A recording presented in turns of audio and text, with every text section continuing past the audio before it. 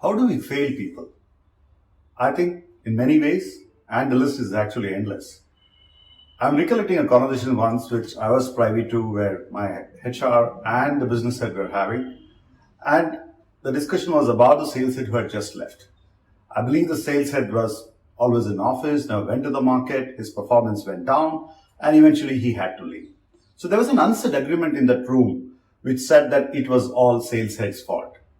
I always think of the people whom I failed in the past and try to ask myself why and what.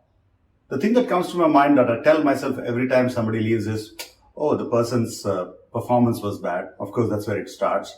Then we say, he or she was culturally not fitting in, the famous one. And the third is the attitude was bad. And very clearly, the person didn't work hard enough. And every time I say that, and I look into all the people that, I possibly didn't make them successful, three or four things come to my mind. The first is when we hire somebody or we start with a new team within the organization, we don't set our expectations well enough. And I think we assume because we hired the person and during the time we talked a lot about what has to be done, we sort of fail to granularly put it and expect the person to understand that, or in pre-agreed intervals sort of reinforce that. The second aspect that I believe we fail people is in terms of measurement.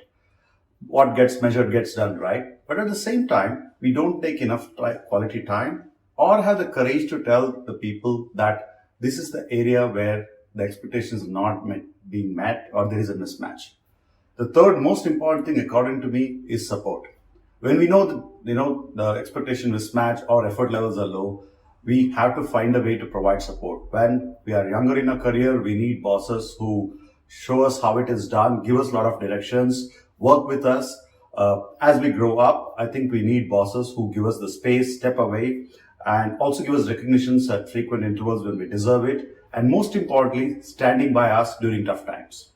But all these three, expectations, measurement, and support, will fail if we do not establish a relationship with our reporting.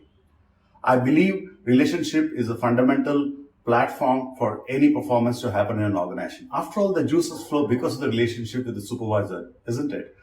But of course, it gets missed because the organization expects you to, sort of measure the transactions. And due to the hierarchical setting, it's easy to do.